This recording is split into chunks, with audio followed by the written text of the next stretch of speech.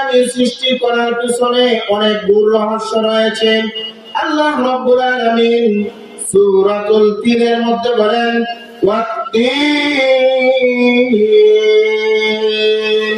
ওয়াজ-যাইতুন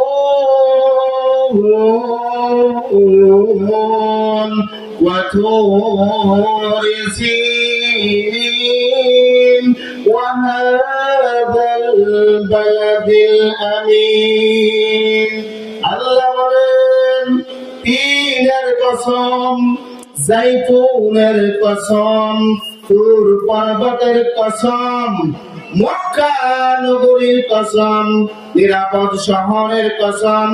আল্লাহ বলেন কসম কসম কসম কসম। আল্লাহ এক এক করে চারটা গুরুত্বপূর্ণ বিষয়ের কসম খাইছেন। আল্লাহর কসম খাওয়ার কোনো প্রয়োজন নেই, কিন্তু আল্লাহ কসম কেন খাইছেন? গুরুত্ব বুঝাইবার জন্য। বলেন কিসের জন্য কসম খাইছে? গুরুত্ব বোঝানোর জন্য। এবার আল্লাহ পাক বলেন لقد خلقنا الإنسان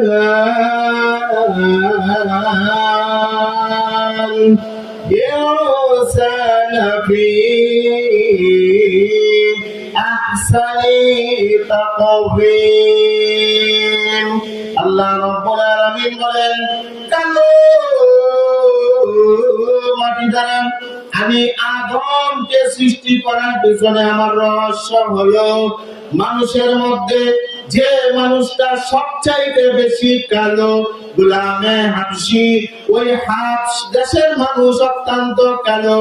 আল্লাহ বলেন মানুষটা কালো হতে পারে, বেলাল কালো হতে পারে, কিন্তু বেলালের ভিতরে যে ঈমানের চেতনা আছে, ওই বেলাল আমার কাছে কালো না, আমার কাছে মনে হয় জান্নাতের মধ্যে সবচাইতে সৌন্দর্য বেলাল।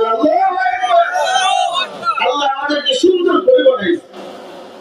আল্লাহ তাআলা সুন্দর করে বানানোর পিছনে অনেক গূঢ় রহস্য লুকায়িত আছে। বিস্তারিত আলোচনা তো আর মাহফিলে করা যায় না, সময়টাকে সংক্ষেপ।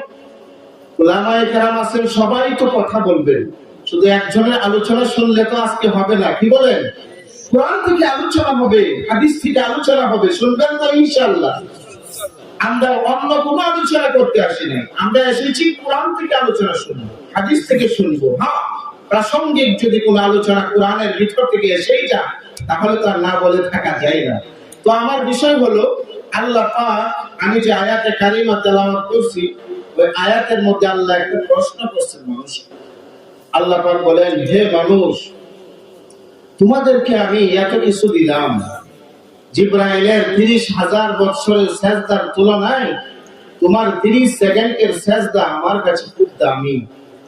মানুষ যখন একবার বলে সুবহানাল্লাহ, আল্লাহ তাআলা আসমান এবং জমিনের মধ্যবর্তী জায়গাটাকে ভৈরা ন্যাক দিয়ে দেন।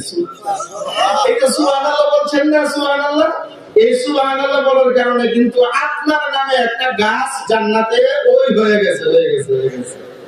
এই ছায়াটা ওই দিন দিবে যেদিন আর কোনো ছায়া থাকবে না, আর কোনো ছায়া থাকবে না। জিল্লুন ইল্লা জিল্লুহু, ওই ছায়া ছাড়া আর কোনো ছায়া পাবেন না, শুধু ঘুরঘুর করে ঘুরতে থাকবেন। কোথায় যাবেন আপনি? আরে একটা বড় সমাবেশে গেলে আপনাকে খুঁজে পাওয়া যায় না। ইস্তেমার ময়দানে একজন হারিয়ে গেলে ওই হারানো ক্যাম্প থেকে তাকে আনতে হবে। আর হাসরের মাঠটা তো অবস্থা ভয়াবহ হয়ে যাবে। ভাই কোথায় আছি আমি? সূর্যটা তো কাছে চলে আসবে ভাই, মাটি থাকবে না, স্থির হয়ে যাবে। এমন হবে, হাদিস শরীফের মধ্যে আছে, মানুষ ঘামতে ঘামতে কাহারো গান হবে গন্ডা পর্যন্ত, কাহারো গান হবে হাঁটু পর্যন্ত, কাহারো গান হবে কোমর পর্যন্ত, কাহারো গান হবে বুক পর্যন্ত, কাহারো গান হবে ওই নাক বরাবর যখন হয়ে যাবে তার অবস্থা বড় খারাপ হয়ে যাবে। এরপরে মানুষ ওই গানের সাগরে সাঁতরাইতে থাকবে। বলুন ওই সময় কি কোনো হিতাকাঙ্ক্ষী পাওয়া যাবে? ভাই পাওয়া যাবে? আমরা যদি এখানে, আমি মনে করেন আপনাদের এখানে বয়ান করার জন্য আসছি, এখানে একটা বিপদে পড়ে গেলে আপনারা কিন্তু অনেকে আমাকে হেল্প করবেন, হুজুর আপনার কি হয়েছে, বা আমি যদি এখানে অচেতন হয়ে যাই, বা আমি অসুস্থ হয়ে গেলে কিন্তু আপনারা অনেকে উঠে আসবেন আমাকে ধরার জন্য, হেল্প করার জন্য, কিন্তু ওই দিন তো কাউকে পাবেন না। আল্লাহ তো কোরআনে ঘোষণা দিয়ে দিয়েছেন, يوم يفر المرء من أخيه وأمه وأبيه وصاحبته وبنيه আল্লাহ বলেন ওই দিন হবে পলায়ন করার জায়গা, একজন আরেকজনকে দেখা পালাবে।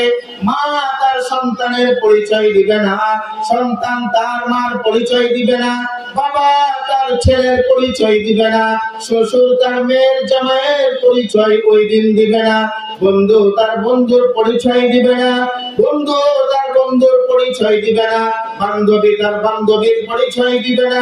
ওই দিন একটা মাত্র নেকের জন্য মানুষ দৌড় করে ঘুরতে থাকবে। আদম আলাইহিস সালামের কাছে যাবে।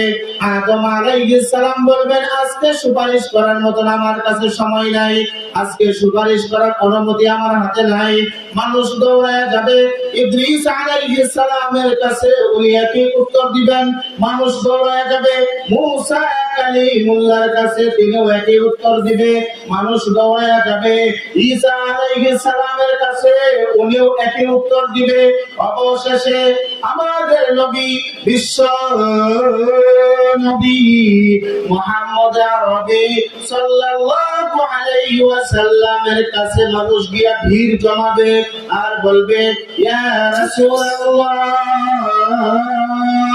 ইয়া হাবিবাল্লাহ, আজকে আপনি পারবেন আমাদেরকে জান্নাতের দরজাটা খুলে দেওয়ার জন্য?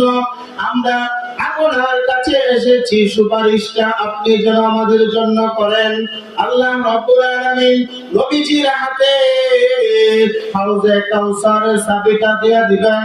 এবার যারা এই মাহফিলে এসেছেন, কোরআনের বয়ান শুনতেছেন, নবীজির আলোচনা শুনতেছেন, এটা কিন্তু অডিও হচ্ছে, ভিডিও হচ্ছে, এটা আপনারা বিশ্বাস করেন?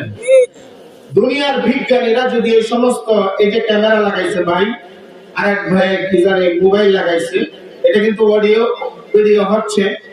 এটা শুধু ভিডিও হচ্ছে, অডিও এখন কিন্তু অডিও হবে না, এখানে ভিডিও হবে। অডিও নিলে অডিও হবে, কিন্তু আল্লাহ পাকের ক্যামেরাটা এমন যে অডিও হচ্ছে, ভিডিও হচ্ছে। এই যে আজকে যে ভিডিওটা হচ্ছে, এই ভিডিওটা আপনি যদি চান আর এটা যদি সেভ করে রাখে, তাহলে 20 বছর পরে আপনি এটা পেয়ে যাবেন।